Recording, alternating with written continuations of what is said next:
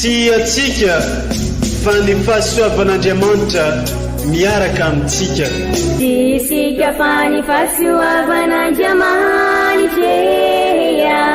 miaraka amintsika noho izy roatsika sandrivaky sy asantsika miaraka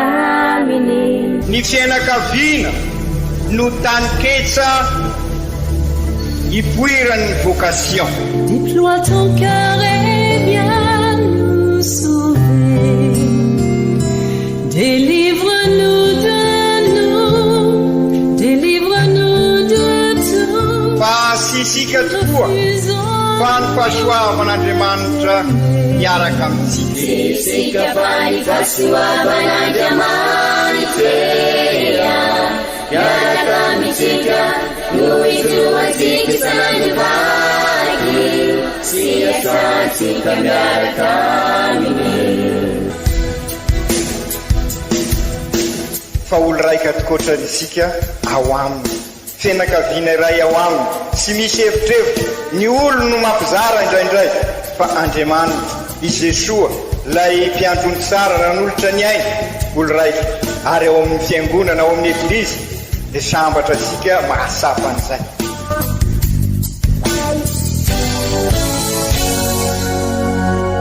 Olo araiky atsika atambatry ny fanahy masina kamiray, olo araiky ao amin'ny Kristy. Fandaram-pampianarana iaranao amin'ny son excellence Monseigneur Benjamin Marc Caramarson eto amin'ny radio Fagniry.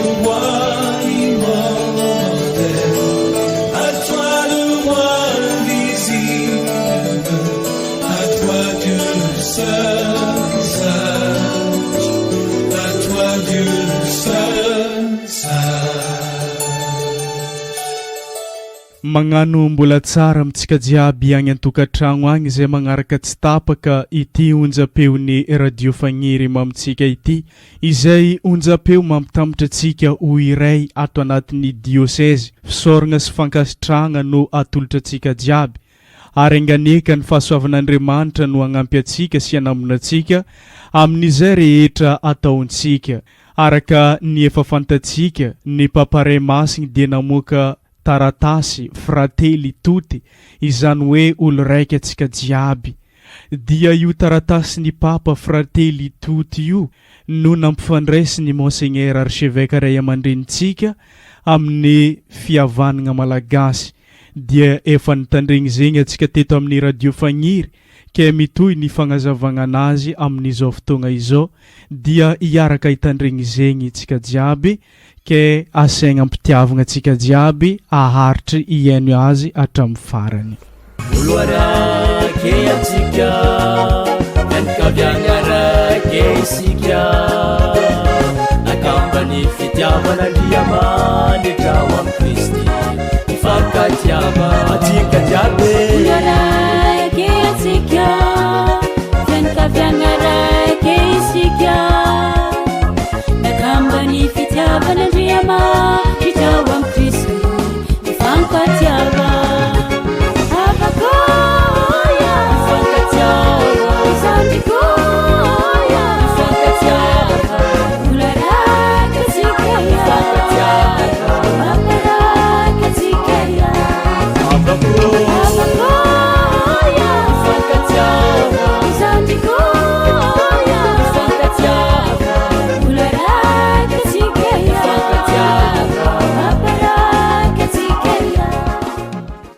Kafaliana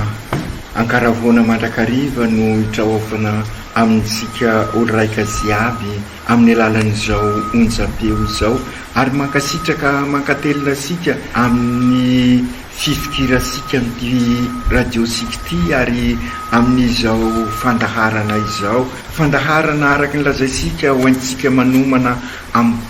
paka fandalovana, miala amin'ny fiainana mikorontana maro samihafa, simba ny fifandraisana, simba ny fihavanana, ka mampiditra sika amin'ny fiainam-baovao miaraka amin'ny Kristy, lay fihavanantsika, lay mampiombona antsika,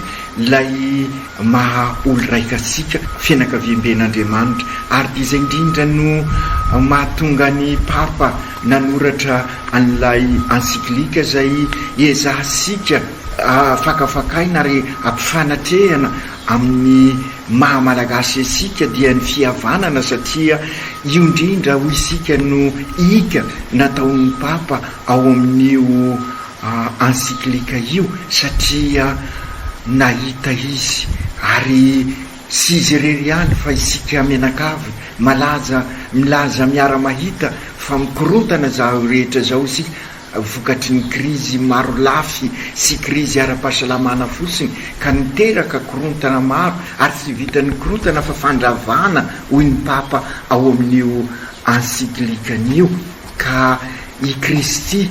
no tonga olombelona ny rain'Andriamanitra ray mba anarina indray ametraka indray faharinany vaovao isika vokatry n'izay fanofozany i Kristy ny ainy zay, ka ahatonga asika indray anana fihavanana mirindra amin'ny zavaboary, mirindra amintsika samby olombelona, mirindra amin'Andriamanitra rahateo. Ka izay no mahatonga asika mampifanatrika araky ny voalazantsika teo ity encyclique ity amin'ny mahamalagasy asika, satria sy hoe avy any ivelany izay fivavahana izay fa eo anivosika tokoa, satria tonga olombelona Andriamanitra ahatonga asika ho zanak'Andriamanitra. Ka izay no mahatonga asika hoe sady kristianina no malagasy sika, ary izay indrindra no kendren'ny papa ary ny Vaticanina faharoa no nametraka an'io araky ny ao Gaudium et Spes, ny hafaliana, ny fahoriana, ny fanantenana, ny fahakiviany ny taranak'olombelona dia iombonan'ny Eglizy ary anambarany an'izay vaovao mafaly ny Kristy izay, satria tonga olombelona i Kristy mba ahatonga asika ho zanak'Andriamanitra ho isika teo,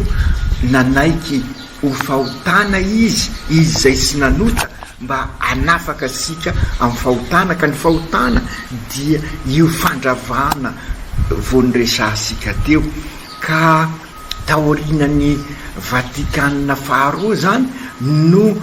nipoitra sy kelikely zay hevitra izay, ka ireo ny jésuite, père général ny jésuite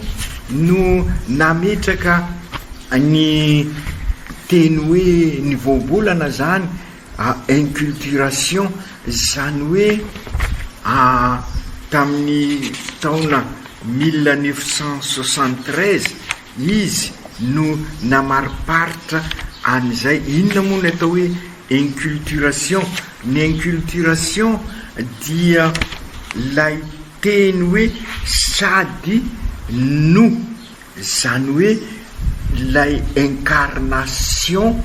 kanefa sy mijanona amin'ny incarnation ny inculturation fa misy ny rédemption, ka mahatonga asika ho zanak'Andriamanitra ka mivelona an'izay mahazanak'Andriamanitra izay. Ka raha atao amin'ny teny hafa zany zay fanazavana nataosika izay dia mifototra amin'ny teny hoe sady no hoy isika omaly, sady kristianina no malagasy, sady Andriamanitra no olombelona i Kristy. Ny teny hoe sady no de manamarika araky ny nazavaisika tamin'ny farany fa samy feno tanteraka ny tiana hosorotina eo, na izany azy amin'ny mahateny mpampitoy azy de ny tapany voalohany no mamaritra ary mitondra amin'ny fiombonana zay sy manimba ny maizy azy ny tapany faharoa. Averiko indray mandeha no izy fa teny mampitoy dia ny tapany voalohany no mamaritra ary mitondra amin'ny fiombonana zay sy manimba ny maizy azy ny tapany faharoa, fa vao mainka manampy azy hivelatra amin'ny tsaratsara kokoa. Ary zany no ambarany mistery ny fahatongavanao nofo sady Andriamanitra ny olombelona ary izay fahatongavanao nofo izay ho isika dia mitondra mistery ny fanavotana redemption sy misaraka ary noho izay mistery ny fanavotana izay dia miasa ny fanahy masina ka mameno an'izay sy feno rehetrarehetra. Raha tao amin'ny teny hafa zany ary eo sika no mijanona kely ary mangataka an'ireo teknisiana ny fampitohizanteny moa azafady sady no azo lazaina zany fa lay fampifanarahana ny finoana kristianina sy ny tontolo mpiainana ny tsirairay ary zany no faharina vaovao voalaza sy nambarasika teo zany hoe tonga nofo i Kristy mba hanavitra sika amerina indray lay déconstruction lazaisika teo lay fanapotehana mba hatonga sika iombona indray ao amin'ny Andriamanitra. Misentokely aleluia.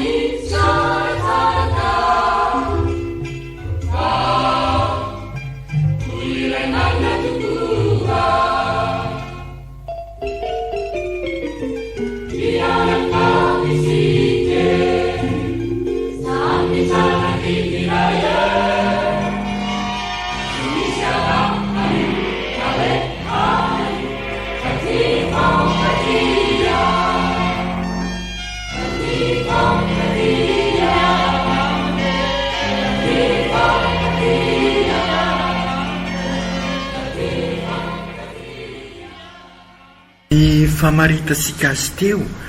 dia mifototra amin'ny fahatongavana ho nofo ary zay ny lalana nofidiny Jesosy ny fampianarana ataosika izao zany hoe ao amin'ny mahamalagasy isika indrindra no tsy maintsy mivelatra ny vaovao mahafaly araka ny voalazan'ny Papa François azafady amin'ny Evangelium Gaudium zay ny vaovao mahafaly dia hoy izy ny ezaka tonga ny tontolo mpiainana ho fen'ny evanjely dia tsy maintsy atao ary satria raha voavelatry ny vaovao mahafaly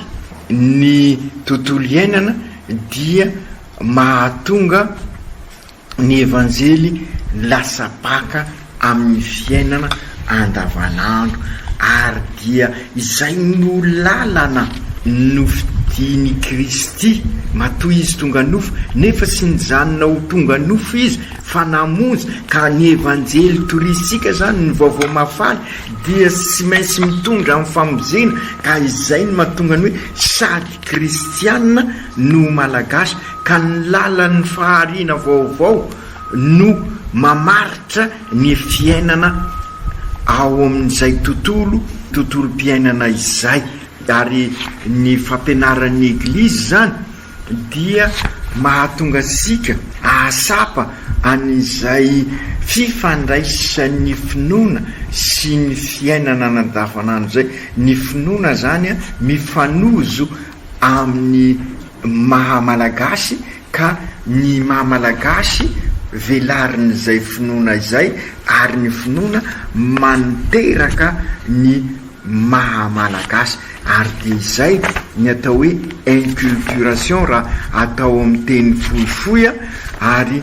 afahasika mandresy reo hevi-diso zay matetika miseho raha miresaka an'ity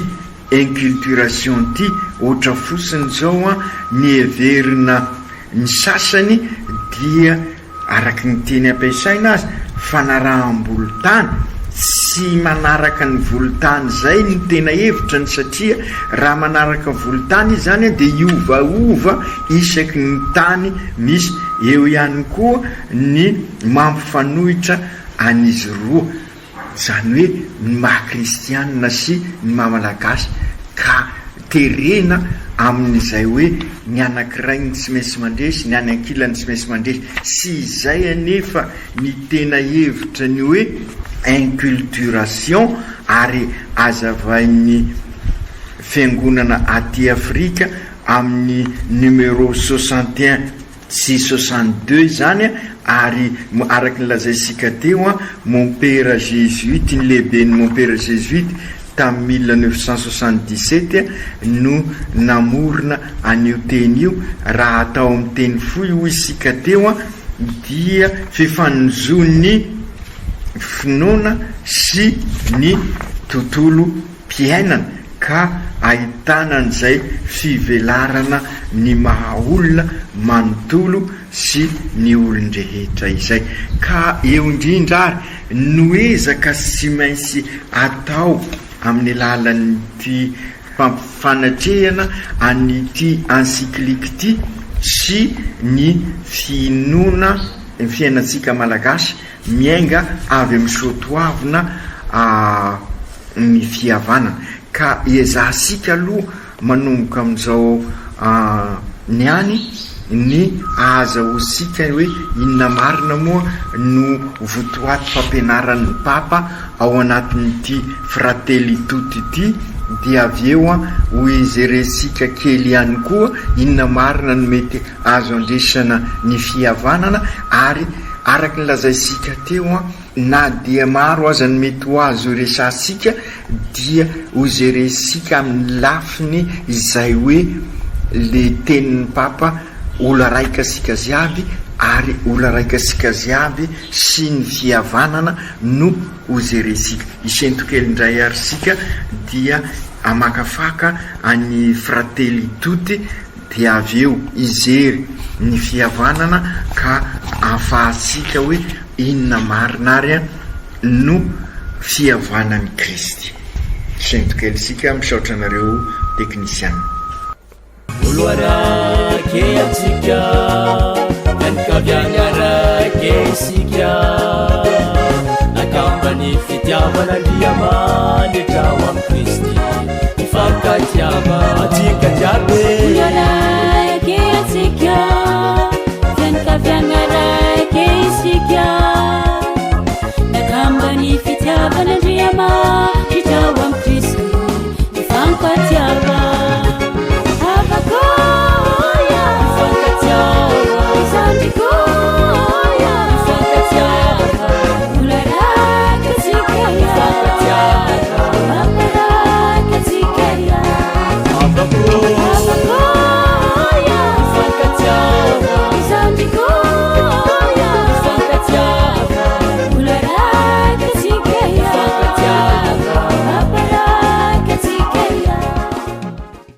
Mankasitraka anareo teknisiana iverina kely amin'ny dinidinika ary sika, ary no ezahsika eto ary zao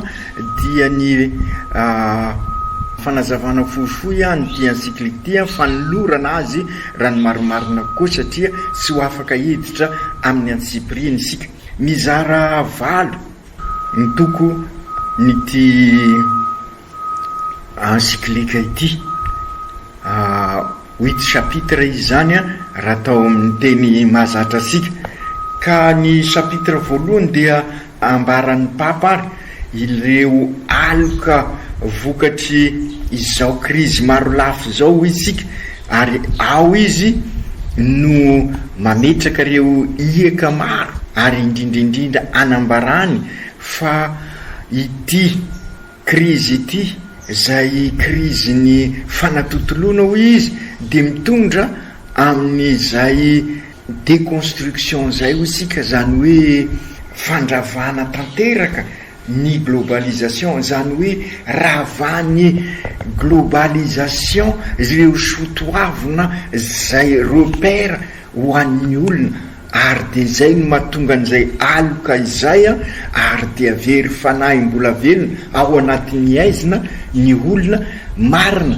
mifandray izao tontolo zao, kanefa izao tontolo zao sy misy repère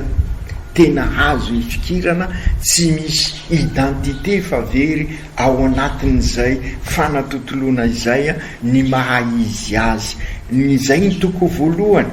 ka araky nylazaisika moa dia masinday François d'Assise no entin'ny papa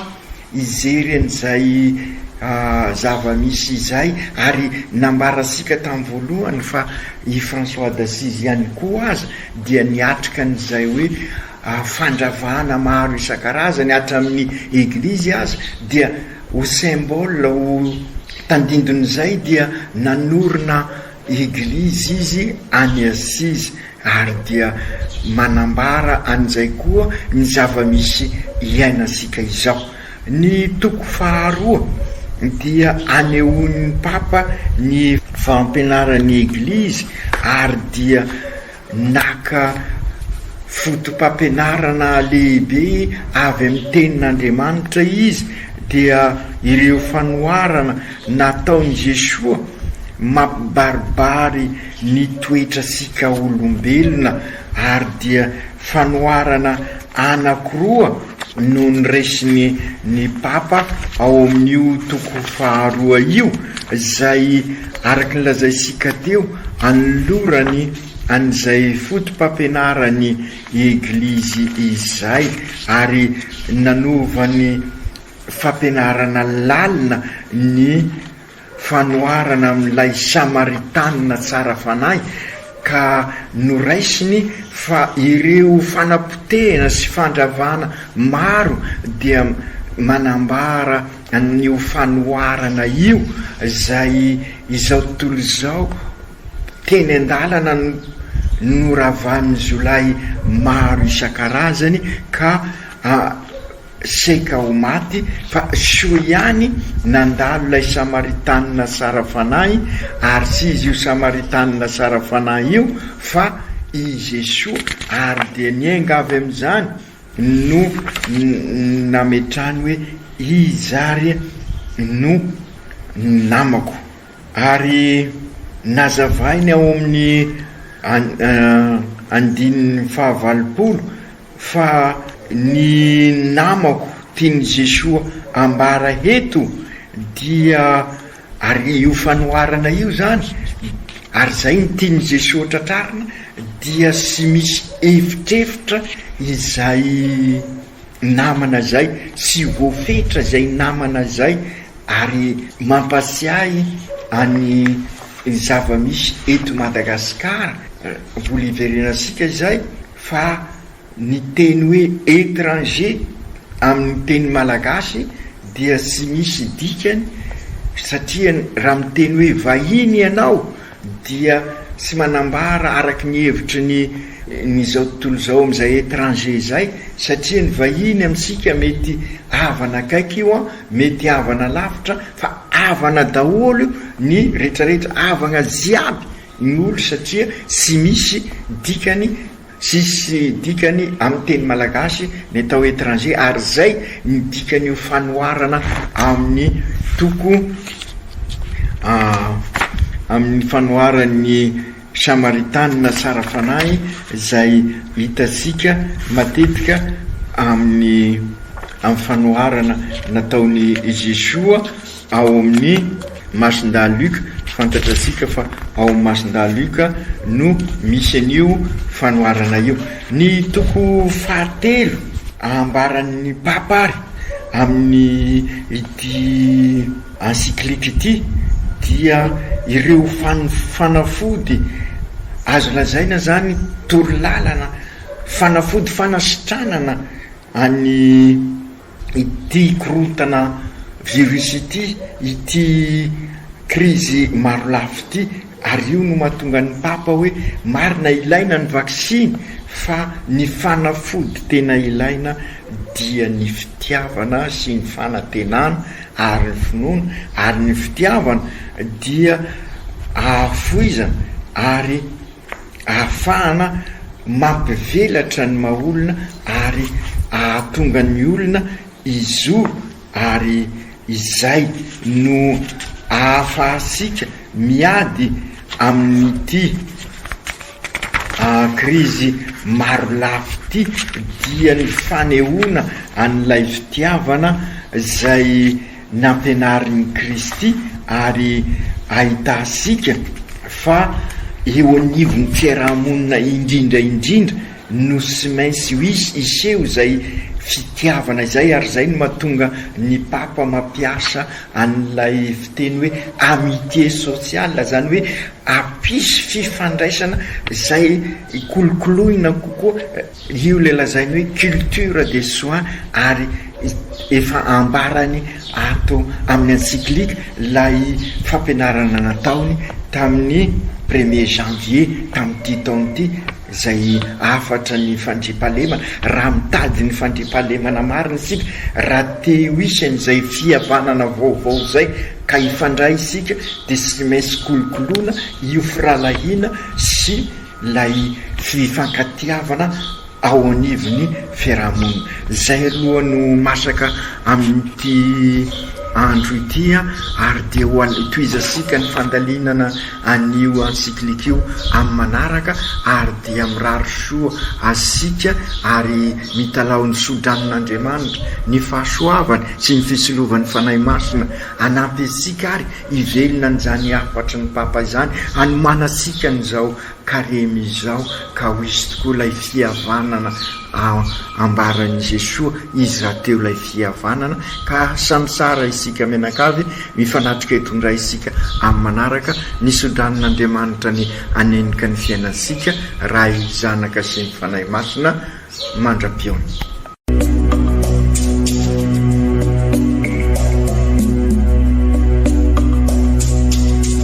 Tsy atsika fa ny fahasoavan'Andriamanitra miaraka amintsika.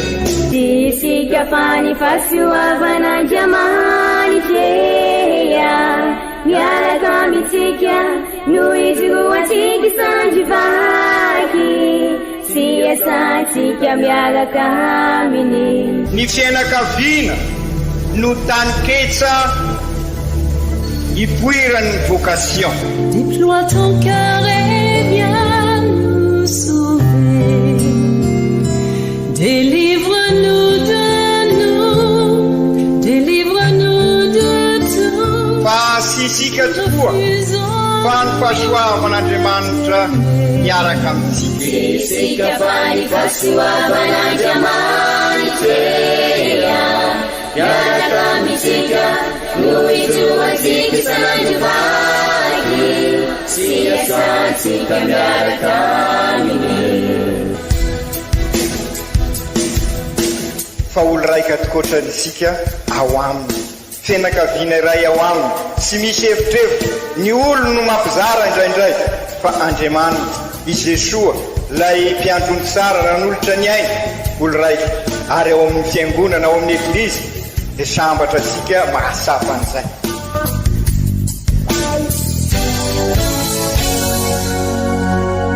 Olo araiky atsika atambatry ny fanahy masina kamiray, olo araiky ao amin'ny Kristy. Fandaram-pampianarana iarahana amin'ny son excellence Monseigneur Benjamin Marc Caramarson eto amin'ny radio Fagniry.